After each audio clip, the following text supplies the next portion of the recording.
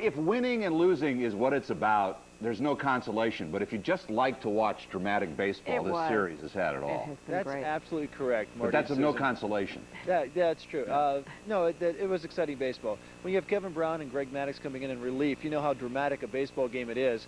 As the Atlanta Braves rallied to win it by a score of 7-6 and forced this series back to Atlanta for a Game 6 on Wednesday. Padres still lead the series 3-2. Let's take a look at the highlights early on. Ken Caminiti gave the crowd what it wanted as he cranked one off of John Smoltz. This was pretty dramatic. First inning, 2 outs. Just sneaks over the fence there for a 2-run homer. Padres had a 2-0 lead. Michael Tucker, though, was a thorn in their side all night long. He went 3 for 5 with 5 RBIs. If you're going to second-guess manager Bruce Bochy, maybe should have walked him here, gotten to Smoltz, the batter, with 2 on, with 2 outs, but instead Michael Tucker got the RBI single.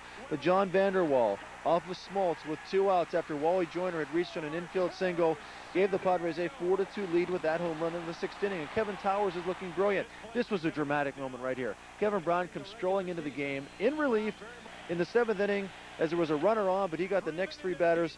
Bing, bing, bing. But in the 8th, big trouble. That's Michael Tucker's 3-run homer, just getting over that Konica sign where they keep the Ks. And all of a sudden, it looks hopeless for the Padres, even more so whenever a couple more runs are tacked on this double by Tony Graffinino. As you see the throw there, it gets away from Carlos Hernandez, and Graffinino was awarded home because the ball went in out of play into the camera well. Here's the rally cap, and it looked like it was going to work as Greg Myers comes on and hits a 2-run homer. But then Greg Maddux came out to get the final 4 batters. He struck out Greg Vaughn. He got Kilvio Veras on a ground out. He walked Steve Finley, and then this is how the game ended. Good play by Andres Galarraga, who had a very tough day at first base, but he makes the play there when he had to. And the reaction from the 58,000 Padre fans here was, whew, baby, we saw a heck of a game. But the home team was a loser. So how'd the players take it? Our Jim Stone has that side of the story.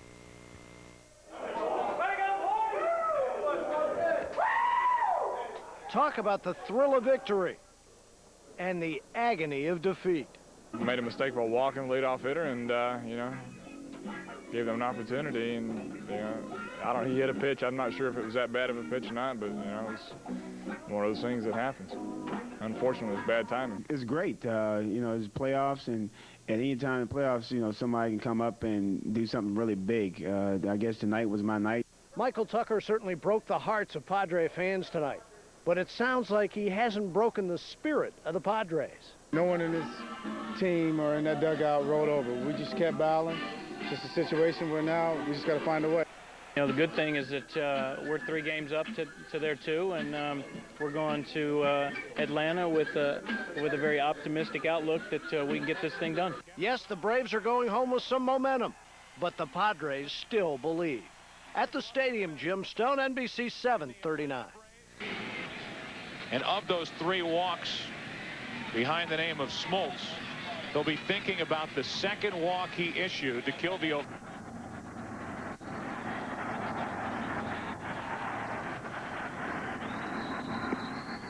One away, and the Padres are 2 outs away.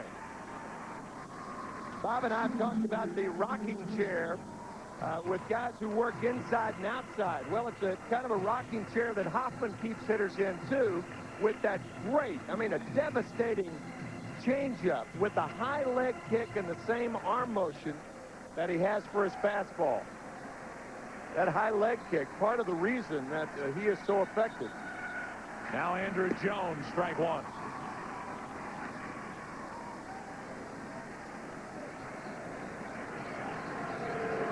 Andrew Jones tonight 0 for 3. 6 out of 21 in this series against San Diego. To the shortstop, Gomez. Across the infield, the Padres are 1 out away from the 1998 World Series. A look at Sterling Hitchcock, and what a job he did tonight in 5 innings. No runs, 2 hits, struck out 8.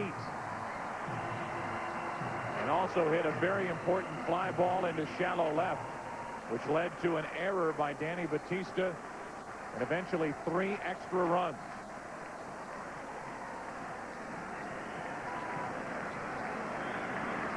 Here is Michael Tucker. A magical game in Game 5.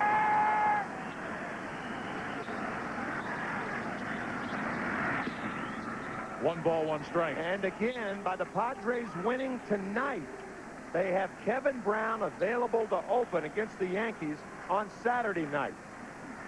That is a huge, huge thing. Michael Tucker with 2 out, nobody on. The fly ball into shallow left center. Long run for Finley. The Padres are going to the 1998 World Series.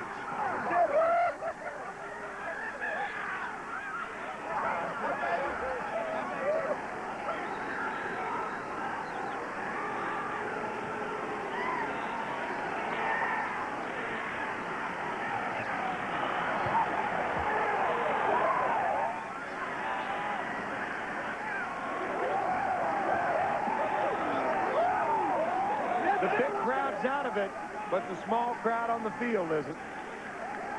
And you can bet they're celebrating back in San Diego. It has been a long wait, 14 years. They were there in 1984. They will be there in 1998 to take on the New York Yankees. You know, but for some reason I felt like this club was special, you know, and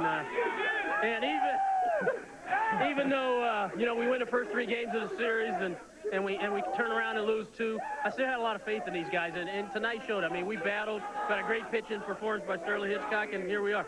It was a crushing defeat in Game 5. Talk to me about the character of this team, that they were able to come back after. Yeah, well, generally does not come up on a winning side. All right, so back to 1984 and Tony Gwynn.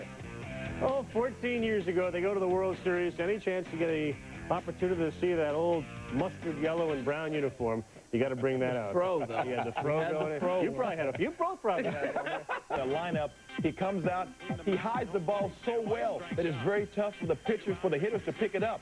And now with the sun, he's battling the sun as a hitter. This is what you see. Sunlight, shade, sunlight is very tough to pick up. And his splitter, curveball, 3-2 pitch to Batista, he had it working all day long. And the big cat, I mean, he struggled the whole series. Here's a split finger in the dirt. I mean, he had it going. And when he did, you know, get a chance where they did hit the ball, Tony Gwynn, the wily veteran, sliding catch, he still got it. And then as a hitter, he comes up, you know, in a big situation here. Batista comes in, makes a bad play on, you know, he misjudges the ball because of this. See on this replay, he comes in left, right, closes his eyes a little bit. Ball glances off of him. Hitchcock is, yeah, I like it. I mean, 2 runs. I think that was really the difference in the ball game. And Sterling, I mean, he was Sterling. He was absolutely huge. And as we continue, the MVP, who we just talked about, Sterling Hitchcock, he set down the Braves, and ultimately he set up Kevin Brown to pitch Game 1 against the Yankees. The game was either about Hitchcock proving he could pitch on 3 days rest, or the Braves proving you can come from 3 down.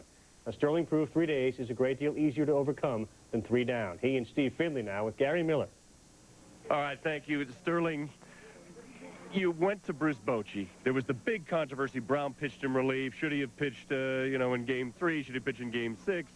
You said, I want the ball, and you showed us why. Well, you know, I was just sitting there on the bench, and I realized, you know, this is a much better team, giving Brownie a couple days rest. You know, even if we lost today, you give Brownie the rest, and I'll put my money on him anytime. So, you know, Stu and I kind of met in the middle, and he asked me if I could go, and I said, yeah. Steve, what's the difference between, I know what it feels like when Brown is out there, when he came on in relief and you thought the series was over, but the way this guy's been pitching in the postseason, it doesn't seem to make much difference. Well, I mean, he's really, I mean, you look at his record for the season, it really doesn't indicate how good he's pitched. He's pitched fantastic all year. He's kept us in ball games, and his postseason's been the same. I mean, but his hitting has been actually exceptional in this, this postseason. I mean, let's not talk about his pitching. I mean, the 2 hits he's gotten, or the error they called right there, I mean, those are the 2 biggest hits of the series. Well, let's cheer you're pitching out of the bullpen a lot in the first half, and suddenly you're the NLCS MVP. It's been an incredible ride. You know, all year long, I've wanted to do whatever I could to help this team out, and, you know, it's just been a huge blessing for me. Okay.